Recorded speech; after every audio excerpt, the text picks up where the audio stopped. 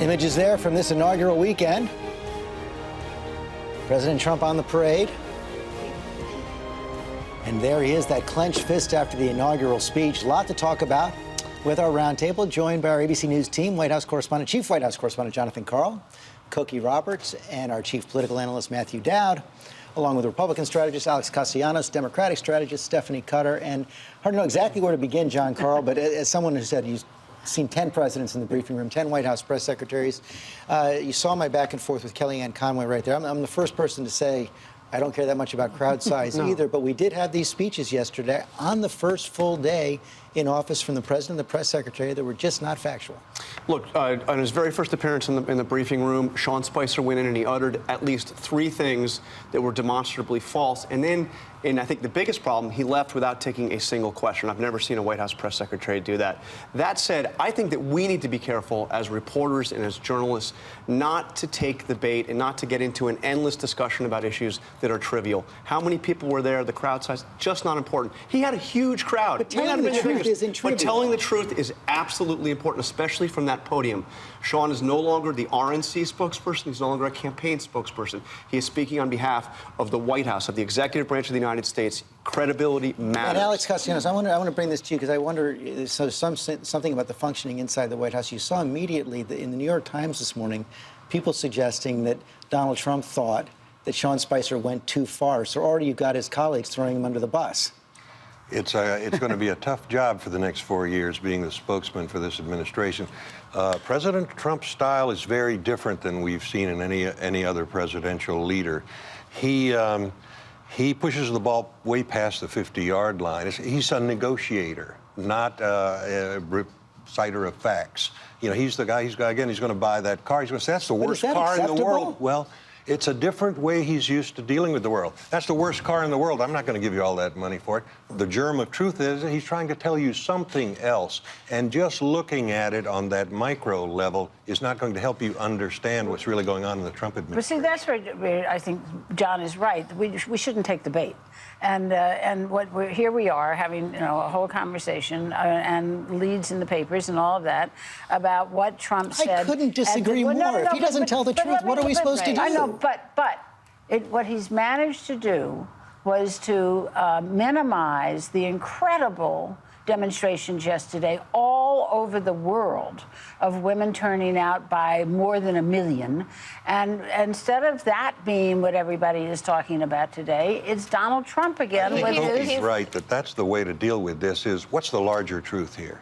Yeah. And we miss that a lot. Except this cannot be, maybe it is the new normal, where a press secretary takes the podium and blatantly lies, when a president goes to the CIA as the commander-in-chief and blatantly lies. But it shouldn't be. Now we're in a position where every time Sean Spicer takes the podium or the president says something, they don't need to just be fact-checked. You have to presume that they're not telling the truth. And that is a very different normal compared to I've worked for 2 presidents, I've spoken for 2 White Houses, and that has never, ever been the case. Well, I may be a little old-fashioned, but I actually believe that if you live and work in our house and you work on our payroll and you take oaths, then integrity matters in this. Sure. And what we always see with spin is we see the 3 sisters of spin, right? We normally see misrepresent, mislead, and misstate. We normally see that. But what we're seeing now is Mr. Lie, right? Mr. Lying in the course of this. To me, what you heard from Donald Trump, and you've heard this from Donald Trump all the way up until he was president, now you're hearing as president, and from Sean Spicer is, are you going to believe me or your lying eyes? That's what you hear. And what they should have said yesterday, this would have totally deflated. What they should have said is, Thomas Jefferson said the highest form of patriotism is dissent. And what we saw with the marchers was what makes America great. Peaceful protests and exercising your constitutional rights. That's what we should have seen from them. It would have totally deflated the issue, and we would have moved on. But it would have given them legitimacy, and he doesn't want to do that. And we're in a real bind here because we really do need to call out untruths, absolutely. But we also can't let him be in a position where he dominates everything so that other news does not rise to the level I take that point, but let me put this question back to John Karl. It wasn't just not telling the truth from the podium. It's when questioned, he says that the people questioning him are not telling the truth, and everything that's a question is fake news. Yeah, and look, the reason he has this obsession over what seems like such a trivial issue on the crowd size is that every step Donald Trump has been, his legitimacy has been questioned. First, is he going to run for president? Oh, he'll never run. Oh, he's leading in the polls now. That won't last. Oh, we'll beat him at the convention. Oh, we'll beat him at the Electoral College. He lost the popular vote. This is the sensitivity here. So he sees this as another step in questioning whether or not he is a legitimate president. He is the president. He is the legitimate president. It'll be better for him if he moves beyond. But the war has not ended. The campaign has not ended. Donald Trump has had no honeymoon because there's been no marriage. That speech he gave the inaugural speech was not a call for unity. It was a call to overthrow the establishment that he sees, and I would agree with him, has failed in Washington. Donald Trump is operating in an environment where the war goes on with the media, with the Washington establishment. So it's not just a question of who gets their facts right. But he seems to be betting on the idea that he can define reality. Right. In some cases, by denying it. Right. And, you know, to John's point that he feels like he doesn't get the credit for being a legitimate president, you know, that we can psychoanalyze Donald Trump for the entirety of the show. He should go have some therapy sessions to get over that legitimacy thing. He is now the commander-in-chief of all Americans. And as a commander-in-chief, what you do and what you say has real consequences. You know, our friend David Axelrod used to have a saying on the day that we walked in the White House. Now what we say and do, we can send armies marching and stocks dropping. And we saw that with Donald Trump the other day. He caused the dollar to drop with his comments. Matthew Dowd, listening so to John there are McCain, consequences now.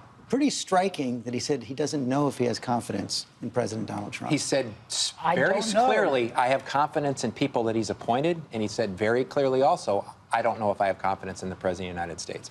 The President of the United States, it's okay to acknowledge facts. It's okay to acknowledge you lost the popular vote. It's okay to acknowledge there was 3 million, 4 million people that marched around the country in opposition mainly to what he is and who he stands for. But at some point, you have to be the person that's bigger. And what I've watched in the course of this is most of us have said, we're going to give him a chance. Let's give him a chance. He's got elected now. Let's watch his transition. And then let's watch his transition. It didn't turn out all that great, according to most people, on how he was going to unify. Let's watch his inaugural address. And every single step of the way, now as President of the United States, instead of getting bigger and the office holding him up, he's gotten actually smaller in the course of this, even more petty. You go to the CIA and have a petty argument about crowd sizes and attack the press. You're not being big, you're being small. Something's likely to happen that really gets his attention. Because as President Obama kept saying, you get in this office and things start to change.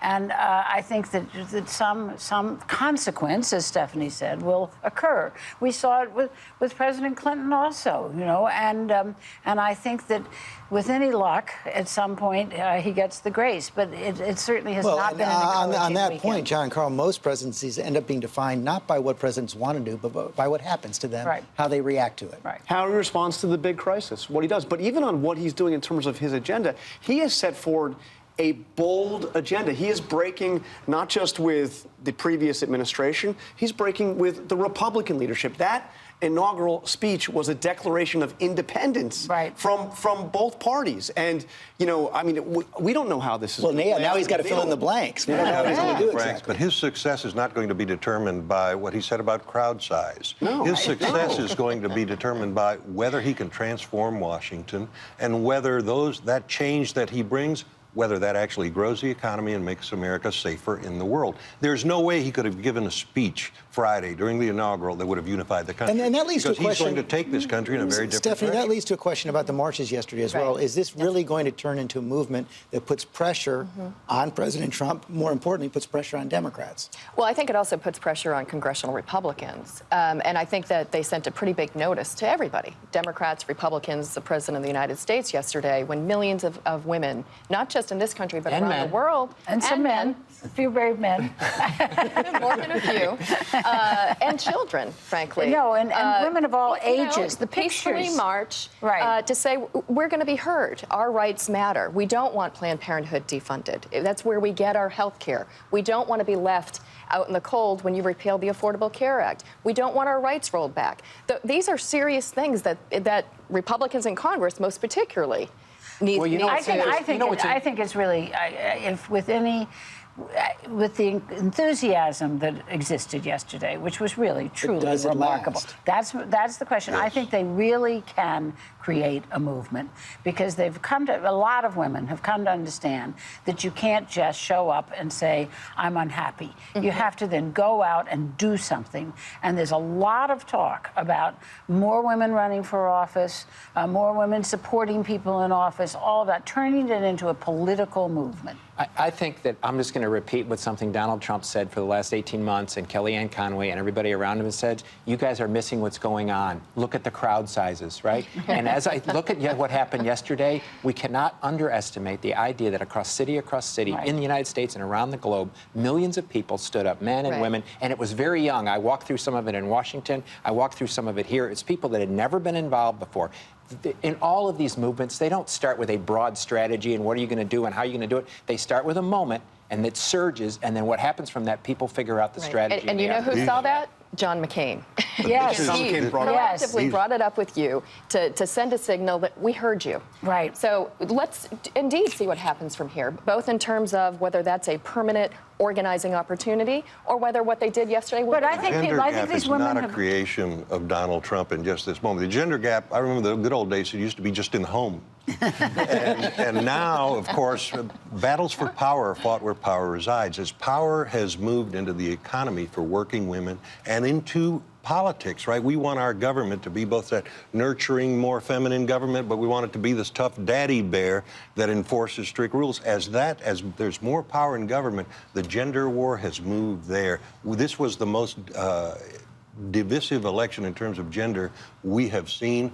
I think that's only going to get worse. Gender. It was most divisive in that. I think what we're seeing, and I know Donald Trump constantly talks about this being a moment of change, a moment of change. What really I think has gone on, this is a reaction to change. What Donald Trump is not a movement of change. It's a reaction to global change. It's a total reaction to global change. It's transformational change in the world, done whether it's by transportation, technology, and all that. And people, most of Donald Trump's voters, was there an election? Alex, most of Donald Trump's voters want to go back. Right. They want to go back to No, that's not America true. great That's a again. misunderstanding. America Look, great again. You know what? Other It may not be true in your view, but about that is all we government. have time for right now. We've heard a lot of talk from the roundtable, also from the president this week, a week of action. We're going to cover that as well, and we'll be right back.